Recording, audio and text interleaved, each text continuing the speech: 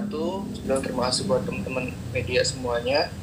Mohon maaf tadi agak sedikit telat meeting sendiri soalnya baby lagi di kamar juga, dan mohon maaf juga Wardah nggak bisa ikut join. Cuma tadi Wardah bilang sampaikan salam buat teman-teman semuanya. Alhamdulillah kemarin 15 November tepat jam 15.59 ya, lahir anak putri pertama kami. Anak pertama kami alhamdulillah sehat dengan proses sesar ya, karena memang kami kan melakukan proses IVF bayi tabung, jadi memang anjuran dari dokter anak kita untuk mengambil proses sesar untuk kelahiran agar menghindari hal yang tidak diinginkan. Dan alhamdulillah kemarin prosesnya juga lancar, dan ini menjadi pengalaman pertama buat aku, sangat-sangat menegangkan ketika melihat istri yang berjuang ya untuk kelahiran anak yang selama ini kami perjuangkan. Dan alhamdulillah semuanya lancar.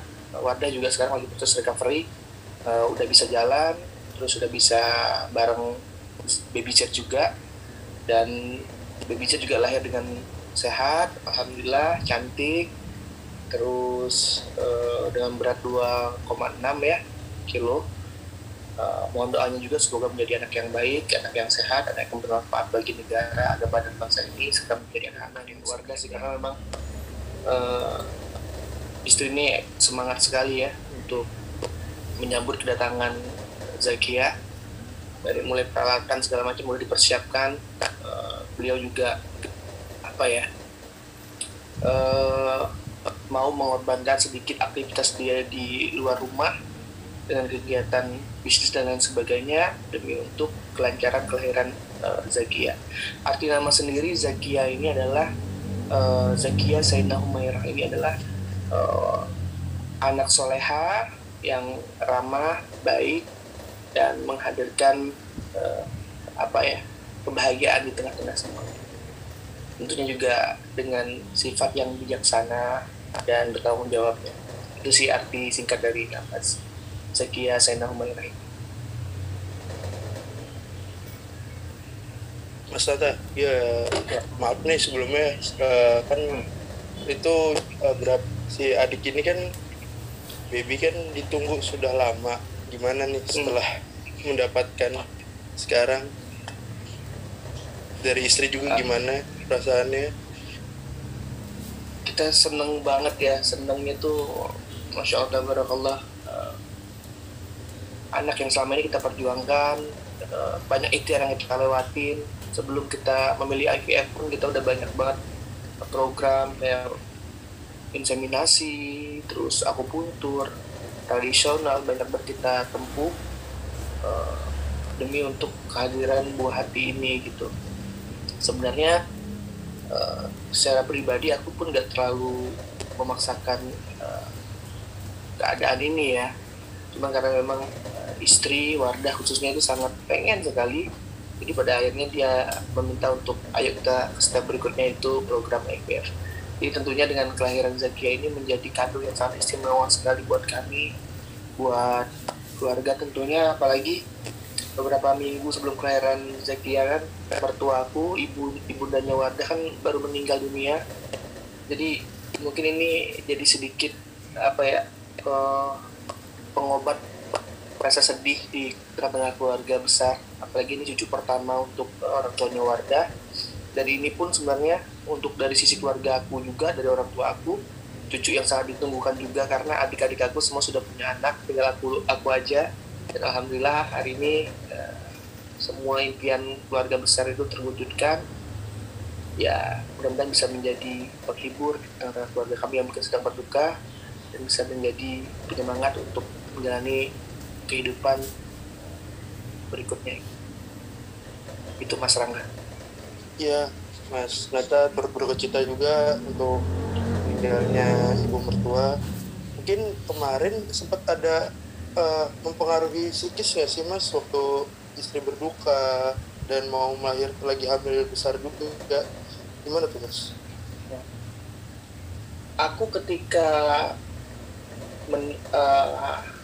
beberapa hari sebelum mertuaku meninggal itu memang sempat dikabarkan bahwa mertua masuk ICU. Jadi aku sudah punya kayak firasat yang aduh gimana ya ini ya kalau memang qadarullahnya Allah lebih sayang sama Umi terus diambil Allah pengen Umi untuk duluan nih, aku harus gimana gitu. Aku sempat telepon ayahku juga, sempat telepon beberapa keluarga untuk solusi ini karena jujur aku agak sedikit panik ya, karena kan otomatis ketika ada kejadian itu Wardah kan pasti ingin balik ke Aceh nih, cuman kondisinya kan udah hamil gede, kita tinggal nunggu waktu untuk lahiran, jadwal untuk sesar juga udah ada, terus maskapai penerbangan pun udah nggak mau lagi pasti ya untuk terbang ke membawa Wardah yang udah hamil gede untuk terbang ke Aceh gitu. Jadi ketika kita dapat kabar itu ya aku terus terang ini hal yang sangat aku takutkan ya gitu, karena aku khawatir banget untuk kesehatannya Wardah, apalagi kita program ya dan gak dipungkiri bahwa Wardah cukup tertekan ya dengan situasi itu gitu, sehingga sempat pada waktu momen kita dikabarkan bahwa Umi meninggal itu beliau sedih banget sampai hampir mau hilang kesadaran, terus sempat mengeluh kalau kandungannya sakit gitu. Itu sempat panik banget. Cuman aku bilang bahwa ya inilah kehendak Allah ya, kita semua nggak pengen gitu, kita mesti pengen semuanya berkumpul bersama, apalagi kalau boleh cerita kita udah prepare untuk kedatangan orang tuanya Wardah ke Jakarta ya, kita sudah vaksin, terus sudah siapkan tiket untuk penerbangan dan lain sebagainya. Tapi qadarullah mungkin Allah lebih sayang, sehingga ya kita harus mengikhlaskan itu. Ketika aku sampaikan bahwa di dalam perutnya Wardah itu ada kehidupan yang selama ini kita perjuangkan, selama ini kita ikhtiarkan, oleh karena itu aku minta dia buat kuat, buat sabar, buat apa. Ya pada akhirnya itu yang membuat dia kuat. Kalau dibilang kena nggak secara psikis, kena banget ya, namanya ibu gitu ya, orang tua, ya termasuk itu ibu aku juga, apalagi aku kalau ibu kandung udah meninggal juga, dan memang mertua aku. Sementara aku sama istri itu percaya banget bahwa doa yang tidak akan pernah ditolak sama yang kuasa adalah doa seorang ibu. Jadi kita sangat merasa kehilangan sekali gitu, apalagi beliau juga sangat mengimpikan kehadiran Zakia juga ya. Waktu hamil, awal hamil kan udah sakit tuh, kita udah kita coba semangatin dengan alhamdulillah Wardah udah hamil gitu, dan beliau juga semangat. Tapi memang lagi-lagi qadarullahnya seperti ini keadaannya, dan ini yang terbaik buat hidup kami gitu. Oke. Mas, tapi ini kan juga hari bahagia juga buat Mas dan istri. Ada nggak sih kado yang sudah disiapkan untuk kelahiran istri, kelahiran pertamanya ini? Ada ya Mas, aku habis rilis single baru ya, sama kayak sebelum-sebelumnya. Aku coba buat satu karya untuk Zakia. Harapannya nanti ketika dia gede ini jadi satu hal yang memorial banget, yang bisa dia lihat, yang bisa dia kenang bahwa kehadiran Zakia di dunia ini sangat kami harapkan dan kami perjuangkan. Mudah-mudahan dengan adanya karya ini secara khusus bisa membuat Zakia selalu hormat dengan orang tuanya, terkhususnya ibu, karena uminya Masya Allah luar biasa, udah berjuang luar biasa ya, umahnya pokoknya udah yang terbaik lah dikasih buat Zakia gitu. Nah, secara khusus, secara umum mudah-mudahan bisa menjadi spirit untuk yang lain bahwa kebahagiaan ataupun bertemu dengan orang yang kita kasihi, yang mungkin selama ini jauh, selama ini tidak bisa kita jangkau, insya Allah pada waktunya akan bertemu di waktu serta keadaan yang tepat gitu. Jadi secara khusus lagu ini untuk Zakia, tapi secara umum sebenarnya lagu ini bisa diartikan hal-hal yang luas gitu. Itu masalah. nggak mungkin itu sih hadiah karya ya. Cuma kalau hadiah-hadiah yang lain ini banyak banget dari saudara-saudara, teman-teman, umumnya juga udah nyiapin hadiah banyak banget gitu. Oke, teman-teman mungkin ada yang mau bertanya, silakan di unmute aja boleh. Halo, assalamualaikum Mas Nata. Waalaikumsalam. Ya, aku di Halo Selebriti ini. Selamat ya Mas atas kelahiran putri pertamanya. Alhamdulillah. Ya, makasih. Mas Nata, mungkin persiapan melahirkan kan masih di tengah-tengah pandemi ini. Ada kekhawatiran nggak sih? Atau ada persiapan ekstra gitu? Ya, kalau kekhawatiran pasti ada, kekhawatiran pasti ada, dan persiapan ekstra pun pasti ada. Kayak hari ini sebenarnya ada beberapa teman-teman wartawan juga pengen datang gitu, cuman memang di rumah sakit tempat kita bersalin ini memang ketat sekali ya untuk menjaga kebaikan bayi dan juga ibunya gitu. Jadi kita di sini 1 hari sebelum tindakan harus PCR dulu. Terus besoknya harus masuk itu kita harus antigen juga. Jadi memang benar-benar ketat sekali. Terus kalau aku keluar dari kawasan rumah sakit, kalau mau masuk lagi harus mulai dari awal lagi prosesnya, itu harus PCR lagi, harus antigen lagi. Jadi memang dipersiapkan ketat sekali demi tadi yang menjaga kebaikan semuanya lah gitu. Terus kalau persiapan khusus ya pasti ya, karena memang kondisinya kayak gini ya, kita udah kesini udah kayak pengen staycation aja ya, bawa baju tuh udah banyak banget, bawa koper udah banyak banget, kayak udah mau kemana. Cuman memang alasannya karena kalau kita keluar dari kawasan rumah sakit kan harus proses dari awal lagi. Jadi ya udahlah sekalian kita bawa perlengkapannya biar nggak bolak-balik dan nanti kita pengen swab lagi gitu. Itu sih Kak Amel. Tapi alhamdulillah semuanya lancar. Mas di rumah mungkin udah mempersiapkan sesuatu gitu buat babynya, kamarnya gitu, ngedekor gitu. Udah itu umumnya dari usia kandungan 5 bulan udah di-prepare semuanya. Udah disiapkan dari mulai ya hal-hal kecil. Sebenarnya nggak cuma Wardahnya ya, aku juga semangat banget ya. Dan sebelum hamil pun aku terbiasa untuk mengafirmasi diri ya. Itu afirmasi Wardah juga. Kita beli sneakers yang kecil itu, sesuatu yang kecil itu untuk calon anak kita nanti gitu.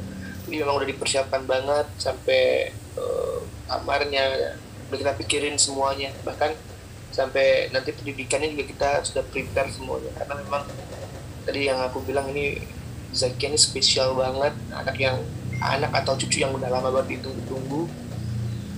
Ya mudah-mudahan beliau bisa menjadi anak yang baik, anak yang bisa bertanggung jawab dan insya Allah menjadi penghafal Quran. Terima kasih Mas Nata. Sama kami. Ya, teman-teman mungkin ada mau ditanyakan lagi dari yang lain, silakan. Boleh di-unmute aja. Halo Mas Nata. Halo Kak Yuliani. Ini Santi dari Hakusu. Mau nanya Mas, berbicara soal nama. Tadi kan Mas Nata ngomong bahwa ini adalah cucu yang ditunggu-tunggu gitu. Apakah sebelumnya juga almarhum mertua Mas Nata itu menitipkan nama atau pesan untuk cucu yang ditunggu-tunggu ini, Mas? Kalau nama enggak ya, kalau nama dia memang dari Wardah sama aku. Kalau untuk titipan khusus mungkin pesan-pesan ya mungkin lebih banyak ke Wardah ya, aku juga nggak begitu mulut, tapi memang waktu pulang ke Aceh banyaklah nasihat dari Umi. Tapi kebetulan memang waktu kita pulang pun Umi kan udah kehilangan kemampuan untuk berbicara, jadi lebih ke tanda-tanda gitu, maksudnya kode-kode kepada anaknya mungkin terkait nanti untuk menjaga kandungannya, menjaga kehamilannya.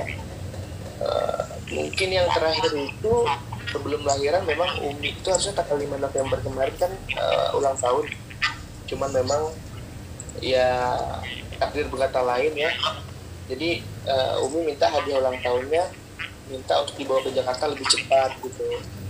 Ya tadi qadarullah mau kita persiapkan tapi tiba-tiba drop dan masuk IC. Ya lebih situ sih, kalau nama nggak ada titipan dari apa, tapi memang arti dari nama ini memang kita persiapkan, mudah-mudahan bisa berefek bagus pada kehidupan yang khususnya pada sifat hidupnya. Yang terakhir Mas Nata, mau dong diceritain gimana kemarin suasana di ruang operasi saat mendampingi Bang Fida. Ya, itu momen yang pada akhirnya aku menyadari bahwa mungkin yang di Islam tahu ya, bahwa kedudukan perempuan kalau di Al-Quran itu ibumu, ayahmu itu, kalau selama ini kan aku cuma dengar doang ya, tapi kemarin aku melihat bahwa memang sejatinya pantas kalau perempuan itu diletakkan 3 level di atas laki-laki, karena melihat pengorbanan yang sangat luar biasa gitu. Itu aku melihat sesar itu ya kita katakan memang udah di anestesi dan sebagainya, tapi aku nggak berani melihat sedikit pun, aku nggak berani melihat gitu. Kan ada monitor gitu, dilihat prosesnya, memang nggak apa ya, nggak tega dan nggak kuat melihatnya gitu. Walaupun memang secara rasa kan karena di anestesi, Wadah juga sadar dan tidak merasakan apa-apa, tapi di situ kita nggak bisa, khususnya aku ya, nggak bisa nahan kesedihan ya melihat orang yang ya Allah yang hari ini berusaha keras untuk nyenengin, untuk membahagiain, sampai dia rela berkorban untuk keturunannya, untuk anaknya. Jadi kemarin itu menjadi momen yang cukup menjadi pembelajaran serta membuat aku yakin dan merasa pantas bahwa perempuan itu diletakkan 3 level dari laki-laki. Iya, terima kasih Mas Nata. Teman-teman, tolong yang yang habis tanya boleh langsung di mute, dan jangan di unmute yang lain ya, karena agak feedback juga suaranya gitu. Mas Nata, mungkin saya ada pertanyaan nih. Mungkin nantinya akankah pakai pengasuh atau mengasuh sendiri nih untuk kedepannya?